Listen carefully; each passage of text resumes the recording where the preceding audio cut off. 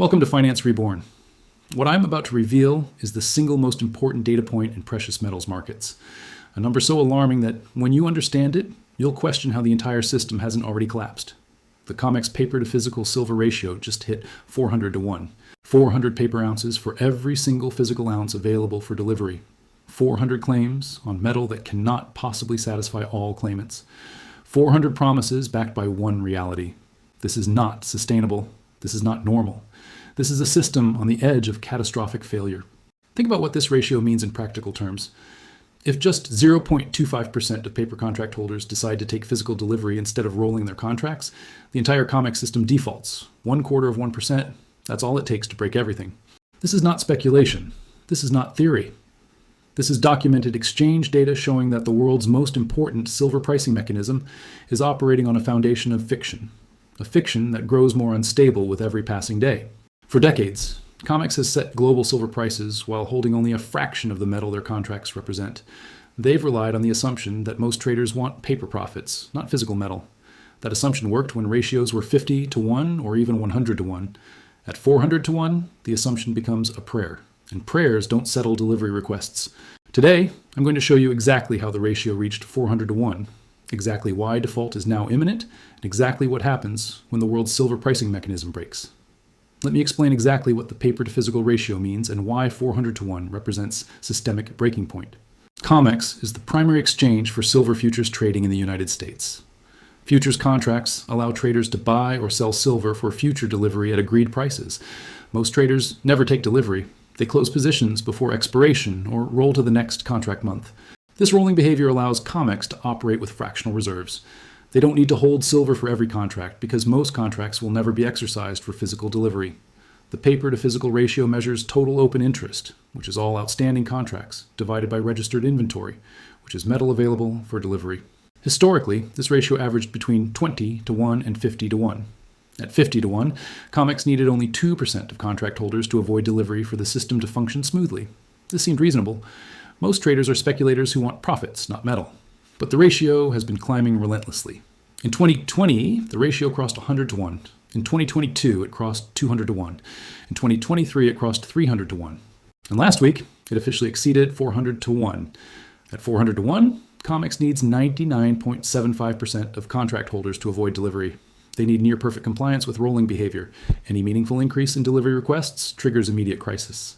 Here's what's driving this ratio explosion. Open interest has remained relatively stable, fluctuating between 150,000 and 180,000 contracts.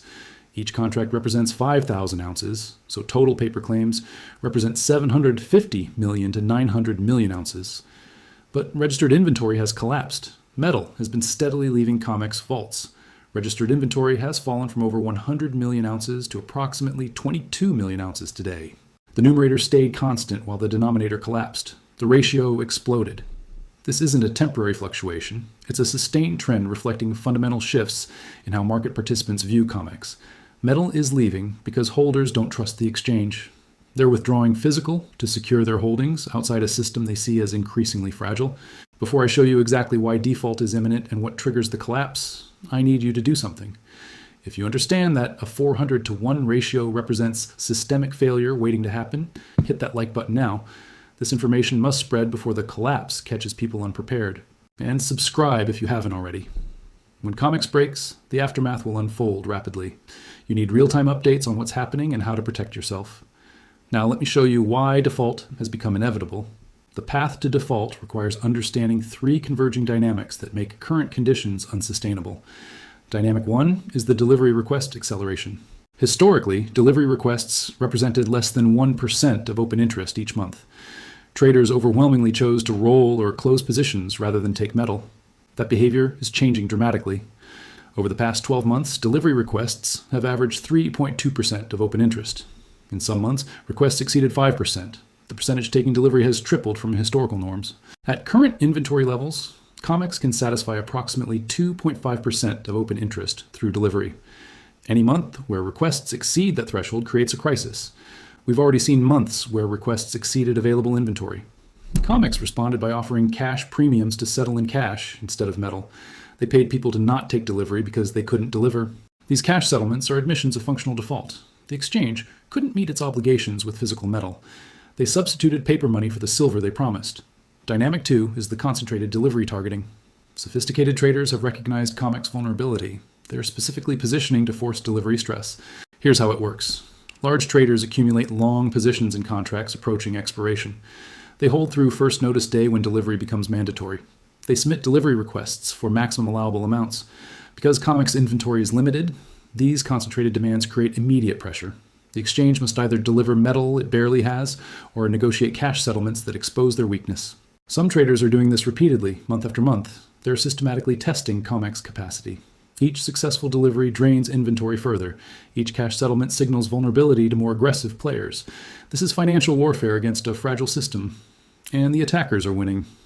Dynamic 3 is the Shanghai arbitrage drain. Shanghai silver consistently trades at massive premiums to COMEX. We've documented $50 gaps and higher. This premium creates powerful incentive to drain Western inventory and ship metal east. Any entity that can take COMEX delivery at $95 and sell in Shanghai at $150 earns $55 per ounce. This arbitrage is irresistible to anyone who can execute the logistics. Physical metal is leaving COMEX vaults specifically to capture this premium. Every ounce that leaves increases the paper to physical ratio. Every increase in the ratio brings default closer. The arbitrage drain is accelerating. As more traders recognize the opportunity, more metal leaves. As more metal leaves, the ratio worsens. As the ratio worsens, default becomes more certain. These three dynamics are mutually reinforcing. Higher delivery requests drain inventory. Lower inventory encourages arbitrage extraction. Arbitrage extraction worsens the ratio. Worse ratios attract predatory delivery targeting. The spiral accelerates until something breaks. Now let me explain why COMEX allowed this situation to develop and why they cannot reverse it. The core problem is structural. COMEX was designed during an era when paper trading served physical market needs. Futures contracts were hedging tools for miners and industrial users. Speculators provided liquidity but didn't dominate.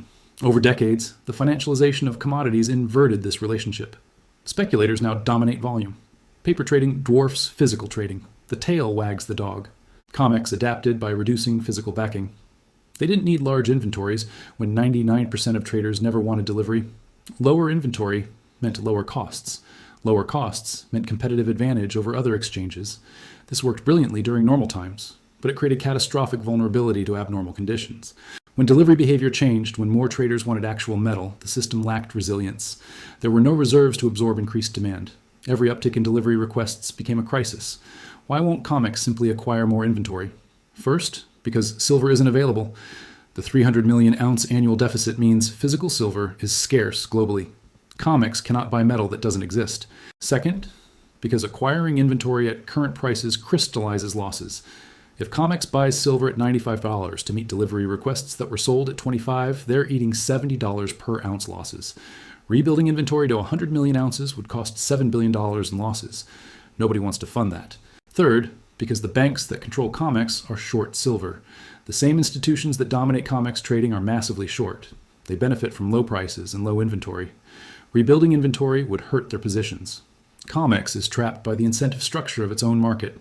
The participants who control the exchange profit from its vulnerability. They won't fix a problem that benefits them. The result is a system that lurches from crisis to crisis, using cash settlements and rule changes to avoid formal default, while the fundamentals deteriorate relentlessly. But cash settlements can only work while counterparties accept cash. When traders specifically want metal and refuse cash, default becomes unavoidable. We're approaching that threshold. The traders targeting COMEX delivery increasingly refuse cash alternatives. They want metal specifically because they know COMEX doesn't have it. Forcing default is their strategy, and COMEX has no defense. Let me show you the evidence that COMEX default is imminent, not theoretical. First, examine the inventory trajectory. Registered inventory has declined every single month for 36 consecutive months. Not 1 month of increase, not 1 month of stabilization, 36 months of continuous decline. At current rates, registered inventory reaches zero in approximately 8 months, not years, months. Second, examine the warrant cancellation data. Before silver can leave COMEX vaults, warrants must be canceled. Warrant cancellation is the first step toward physical withdrawal. Canceled warrants have exceeded new warrant issuance for 18 consecutive months. More metal is being prepared for departure than arriving. The pipeline is flowing exclusively outward. Third, examine the emergency rule changes. COMEX has implemented multiple rule changes over the past year designed to reduce delivery pressure. They've increased margin requirements specifically on contracts approaching delivery. They've tightened position limits for delivery month holdings. They've extended delivery windows to spread requests over longer periods. These rule changes are admissions of stress. Healthy exchanges don't frantically adjust rules to prevent delivery. They adjust rules because delivery is overwhelming their capacity. Fourth, examine the cash settlement frequency. Cash settlements in lieu of physical delivery have increased 340% over 3 years. What was once rare has become routine. COMEX regularly offers cash premiums to avoid delivering metal. The premium required to convince traders to accept cash has been rising. What started as spot plus $1 has grown to spot plus $5 and sometimes higher. Traders demand larger bribes because they know COMEX desperation is increasing. Fifth, examine the participant behavior. Major industrial users who once relied on COMEX for hedging are moving to alternative arrangements. They're signing direct contracts with miners. They're hedging on Shanghai instead of COMEX. They're building private inventory rather than trusting exchange delivery. This flight of legitimate hedgers leaves COMEX increasingly dominated by pure speculators and predatory traders. The remaining participants are precisely those most likely to stress the system. The evidence confirms that COMEX is not merely stressed. It's in structural decline with no mechanism for recovery.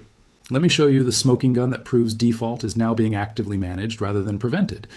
3 months ago, COMEX filed an amendment to their rulebook with the CFTC. This amendment modified force majeure provisions specifically for precious metals contracts. Force majeure allows an exchange to suspend normal obligations during extraordinary circumstances. The original language covered events like natural disasters, wars, and government actions. The amendment expanded force majeure to include physical delivery constraints arising from market conditions or inventory limitations. Let me translate that. COMEX has legally pre-authorized themselves to default on delivery obligations by declaring market conditions extraordinary. They're not trying to prevent default. They're creating legal framework to manage default. They're ensuring that when they cannot deliver, they won't face legal consequences. This amendment received almost no media coverage, but it tells you everything about what COMEX expects to happen. Exchanges don't modify force majeure provisions during good times. They modify them when they anticipate needing protection from failed obligations. The smoking gun isn't just the 400-to-1 ratio. It's that COMEX itself is preparing for the ratio to trigger delivery failures. They've written themselves an escape clause. When default occurs, COMEX will invoke force majeure.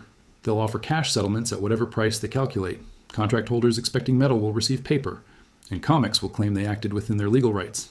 This is a controlled demolition. They know the building is coming down.